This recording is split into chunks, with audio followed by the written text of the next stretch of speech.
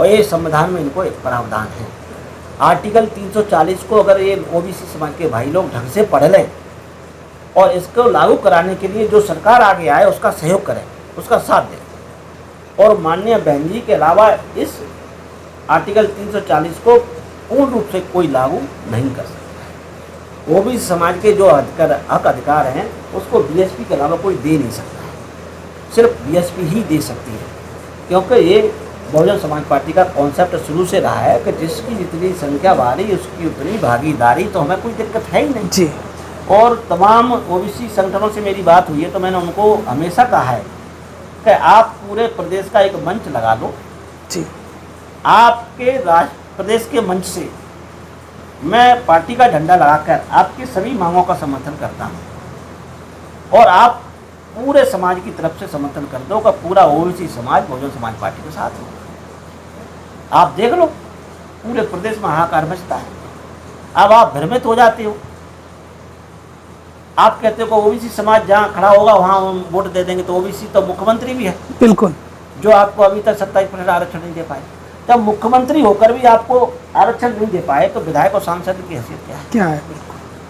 इससे साफ जाहिर होता है कि आपको सिर्फ जिस सरकार की नीति होगी आपको भागीदारी देने की, वो सरकार ही आपको दे सकती है, वो पार्टी ही आपको भागीदारी दे सकती है। अभी ओबीसी समाज भ्रमित है, मतलब भ्रमित है, वो इंसान और नेता की तरफ चला जाता है। भाई वो कहीं ना कहीं जरा का भाई कांग्रेस ने ओबीसी को खड़ा कर दिया तो बोले उसको जिता रहे हैं, जी जी, बीजेपी ने ओबीसी को खड़ा कर दिया उसको जिता रहे हैं, तो भाई आप जीत गए। देश में भी आपने देखा होगा जब ओबीसी के अधिकार की बात आई तो बहुजन समाज पार्टी के रितेश पांडे जी ने आवाज को उठाने का काम जी। तो यानी आज SC ST ओबीसी के जो सांसद भी चुनकर जा रहे हैं वो अपने समाज की बात सदन में नहीं रख पाते हैं, कहीं ना कहीं उन पर इतना पार्टी का दबाव रहता है या पार्टी के नेता का दबाव रहता है।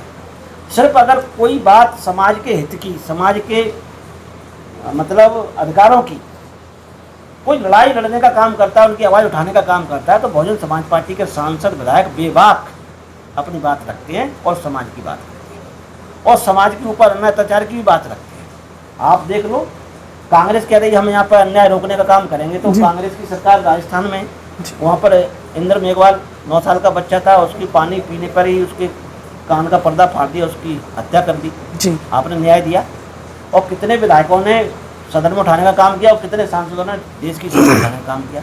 इकलौते सांसद माननीय रामजी गौतम जी ने उठाने का काम किया। बिल्कुल जितेंद्र मेघवाल जो उसमें होमगार्ड में नौकरी करते थे तो मूछ रखने पर उनकी हत्या हो जाती है। तो आप कहाँ, आपकी कांग्रेस की सरकार है, आप वहाँ पर अपनी बहनों को नारी सम्मान में 1500 रुपये क्यों नहीं दे रहे, वहाँ पर 500 रुपये में सिलेंडर क्यों नहीं दे रहे, छत्तीसगढ़ में क्यों नहीं दे रहे? इसका मतलब आप चुनावी स्टंट है और चुनावी स्टंट में ही आप ये ऐसी घोषणाएं कर रहे हैं।